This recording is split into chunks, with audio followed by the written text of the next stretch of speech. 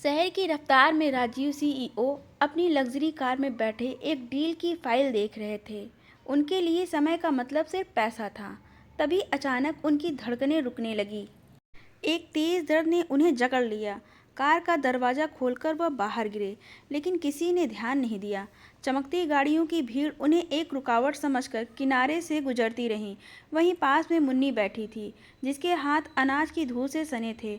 वह दिन भर सड़क पर गिरे दाने चुनती थी, ताकि रात को चूल्हा जल सके। मुन्नी ने देखा कि एक साहब जमीन पर पड़े तड़प रहे हैं। वह भागकर पास आई। राजीव की आंखें धुंधली हो रही थीं। उन्होंने देखा कि एक छोटी सी लड़की, जिसके चेहरे पर गरीबी की लकीरें थीं, उनके सर को अपनी गोद में रखकर रो रही थी। साहब, आंखें मत बंद करना। मेरी माँ कहती है, जो सो जाता है वो फिर कभी नहीं उठता। उठो साहब। मुन्नी के पास मोबाइल नहीं था, न ही उसे एम्बुलेंस का नंबर पता था। उसने अपनी छोटी सी जान लगाकर राजीव को घसीटकर सड़क के बीचों बीच लाने की कोशिश की, ताकि कोई गाड़ी रुके। उसके नन्हे हाथों से खून निकलने लगा, लेकिन उसने हिम्मत नहीं हारी। अस्पताल पहुंचने पर डॉक्टर ने कहा, इलाज के लिए तुरंत कुछ दवाइयां और शुरुआती जमा राशि चाहिए। मुन्नी के पास एक छोटी सी पोटली थी, जिसमें उसने हफ्तों से चुन चुनकर जमा किया हुआ अनाज और कुछ सिक्के रखे थे।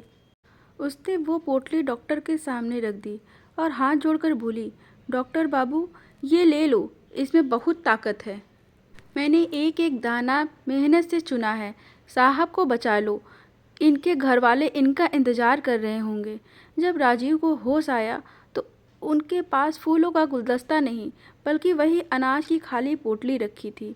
डॉक्टर ने बताया कि कैसे उस बच्ची ने अपने पूरे जीवन की कमाई उनके इलाज के लिए दांव पर लगा दी थी। राजीव ने जब मुन्नी से पूछा कि उसने ऐसा क्यों किया, तो मुन्नी ने मासूमियत से कहा, साहब, मेरे पास तो बस यही अनाज था, लेकिन आपके पास तो पूरी दुनिया होगी। अगर आप चले जाते तो आपकी दुनिया अनाथ हो जाती। राजीव, जो खुद को शहर का सबसे ताकतवर आदमी समझते थे, आज एक अनाज चुनने वाली बच्ची के सामने खुद को बहुत छोटा महसूस कर रहे थे। उन्होंने उस दिन समझा कि दौलत तिजोरियों में नहीं, बल्कि दूसरों के लिए बहने वाले आंसुओं में होती है। इंसान की असली कीमत उसके ओहदे से नहीं, बल्कि उसके संकट के समय दिखाए गए चरित्र से होती है। अस्पताल से डिस्चार्ज होने के बाद राजीव अपनी लग्जरी कार में फिर से उसी सड़क पर लौटे, लेकिन इस बार उनकी आंखों में डील की फाइलें नहीं, बल्कि मुन्नी की तलाश थी। उन्होंने देखा कि मुन्नी उसी धूल भरी जगह पर अनाज के दाने चुन रही थी।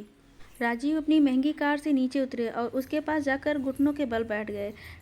राजीव ने मुन्नी की वह फटी हुई पोटली उसे वापस दी, लेकिन अब वह पोटली सोने या पैसों से नहीं, बल्कि एक सुनहरे भविष्य के दस्तावेज से भरी थी। राजीव ने मुन्नी को गोद में उठाया और कहा, बेटा, तुमने उस दिन कहा था कि मेरी दुनिया अनाथ हो जाती।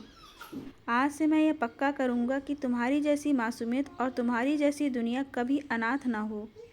राजीव ने अपनी कंपनी का एक बड़ा हिस्सा मुन्नी चैरिटेबल ट्रस्ट के नाम कर दिया। उन्होंने शहर के बीचों बीच एक ऐसा केंद्र बनवाया, जहां सड़क पर रहने वाले बच्चों को न केवल खाना मिलता था, बल्कि उन्हें पढ़ाकर डॉक्टर और इंजीनियर बनाया जाता था। वर्षों बाद मुन्नी उसी ट्रस्ट की मदद से पढ़कर एक बड़ी डॉक्टर बनी। जिस दिन मुन्नी ने अपनी पहली सर्जरी की, राजीव बाहर गर्व से खड़े थे। मुन्नी बाहर आई और उनके पैर छूकर कहा, साहब, आज मेरे पास दुनिया की सारी सुख सुविधाएं हैं। राजीव मुस्कुराए और मुन्नी के हाथ में वही पुरानी अनाज की खाली पोटली थमा दी।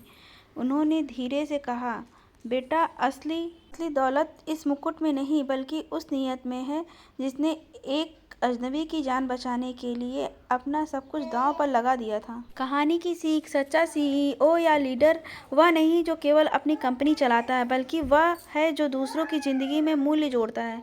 मुन्नी के अनाज के उन दानों ने राजीव को वह पाठ पढ़ाया जो कोई बिजनेस स्कूल नहीं पढ़ा सका। करुणा ही सबसे बड़ी पूंजी है।